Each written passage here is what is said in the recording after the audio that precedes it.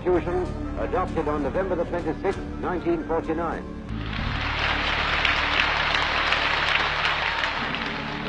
पच्चीस नवंबर 1949 को संविधान बनकर तैयार हो चुका था। संविधान सभा संविधान बनाने की अपनी जिम्मेदारी पूरी कर चुकी थी। संविधान कैसा होगा, देश कैसे चलेगा, सरकार कैसे बनेगी, लोकतंत्र कैसा होगा, शासन व्यवस्था कैसी होगी, न्याय व्यवस्था कैसी होगी, कानून कैसा होगा, लोगों को कौन कौन से अधिकार मिलेंगे। संविधान सभा ने हजारों विषयों पर बहस की, हजारों संशोधन आए, कुछ माने गए, कुछ नहीं माने गए। इसी दिन यानी 25 नवंबर को डॉक्टर भीमराव अंबेडकर ने संविधान सभा में ऐतिहासिक भाषण दिया।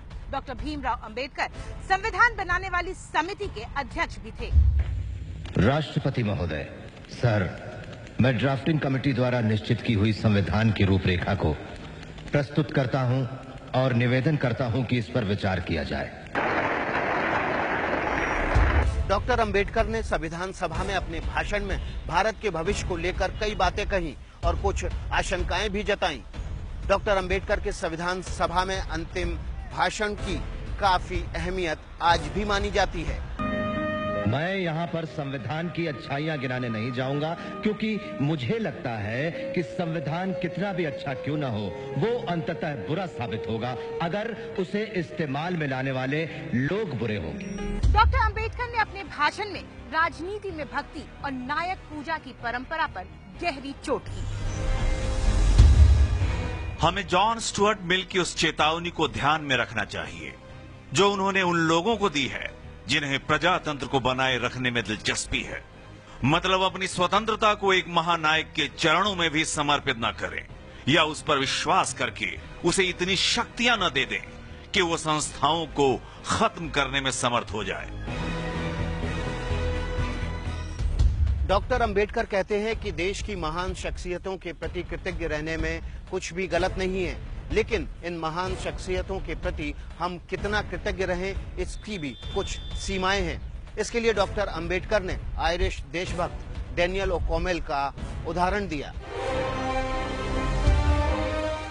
कोई पुरुष अपने सम्मान की कीमत पर कृतज्ञ नहीं हो सकता, कोई महिला अपनी पवित्रता की कीमत पर कृतज्ञ नहीं हो सकती और कोई राष्ट्र अपनी स्वतंत्रता की कीमत पर कृतज्ञ नहीं हो सकता। डॉक्टर अंबेडकर कहते हैं कि ये सावधानी भारत में किसी और देश के मुकाबले बरतनी ज्यादा जरूरी है, क्योंकि भारत में किसी व्यक्ति की हीरो की तरह पूजा करने में हम दूसरे देशों के मुकाबले कहीं आगे हैं। धर्म के क्षेत्र में भक्ति आत्मा की मुक्ति का मार्ग हो सकता है, परंतु राजनीति में भक्ति या नायक पूजा पतन और अंततः तानाशाही का सीधा रास्ता है।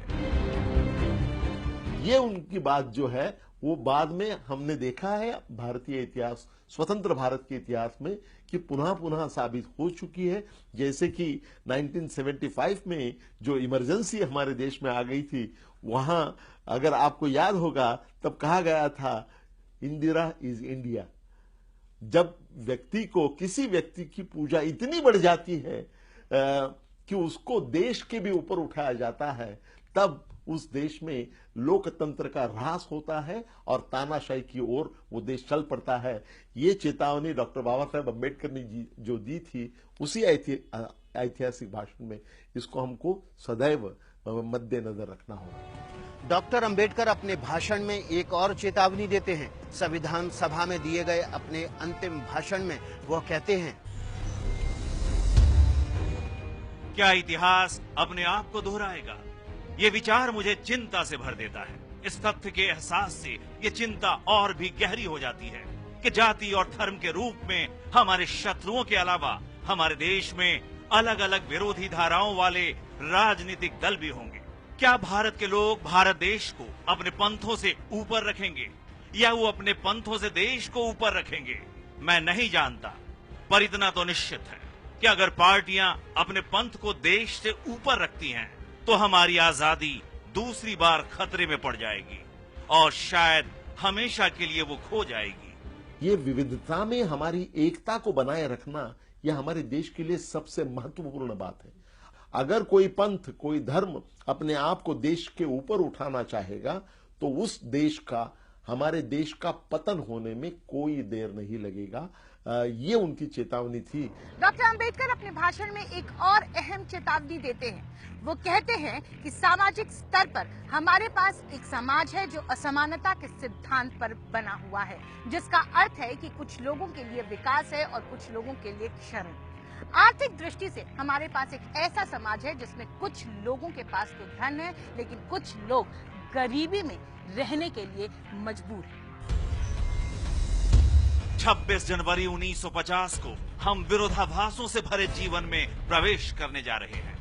राजनीति में हमारे पास समानता होगी, परंतु हमारे सामाजिक और आर्थिक जीवन में असमानता होगी। राजनीति में हम एक आदमी एक वोट और हर वोट का एक ही मूल्य, इस सिद्धांत पर चल रहे होंगे, परंतु हमारे सामाजिक और आर्थिक ढांचे के कारण हम हर आदमी को समान महत्व देने के सिद्धांत को नकारते रहेंगे। विरोधाभासों से भरे इस जीवन को हम कब तक जीते रहेंगे? हम अपने सामाजिक और आर्थिक जीवन में कब तक समानता को नकारते रहेंगे? अगर हम लंबे समय तक उसे नकारते रहे तो हम अपने राजनीतिक प्रजातंत्र को खतरे में डालकर ही ऐसा कर रहे होंगे। हमें जितना जल्दी संभव हो इस विरोधाभास को दूर करना होगा, वरना जो लोग असमानता से पीड़ित हैं वे राजनीतिक प्रजातंत्र के उस ढांचे को ध्वस्त कर देंगे जिसे हम संविधान सभा ने इतने मेहनत से खड़ा किया है। कि हमारे देश में जो राजकीय प्रजातंत्र जिसकी प्रतिष्ठापना तब हो रही थी, वो प्रजातंत्र राजनीतिक रूप तक सीमित नहीं रहना चाहिए और वो राजनीतिक प्रजातंत्र को जितने जल्दी हो सके उतने जल्दी सामाजिक प्रजातंत्र में और आर्थिक प्रजातंत्र में उसको परिवर्तित करना होगा। अगर हम उसे सामाजिक और आर्थिक प्रजातंत्र में परावर्तित नहीं कर पाएंगे तो हम राजनीतिक डेमोक्रेसी या प्रजातंत्र उसको भी हम कायम नहीं रख पाएंगे। डॉक्टर अंबेडकर ने 66 साल पहले संविधान सभा के अपने अंतिम भाषण में जो बातें कही थी उसकी अहमियत आज भी है। जरूरी है कि संविधान निर्माता की कही बातों पर अमल किया जाए। संविधान कितना भी बुरा क्यों ना हो, वो अंततः अच्छा साबित होगा अगर उसे इस्तेमाल में लाने वाले लोग अच्छे होंगे। इसलिए जनता और उसके राजनीतिक दलों की भूमिका को संदर्भ में लाए बिना संविधान पर कोई भी निर्णय देना या कोई भी टिप्पणी करना मेरे विचार में व्यर्थ होगा। धन्यवाद।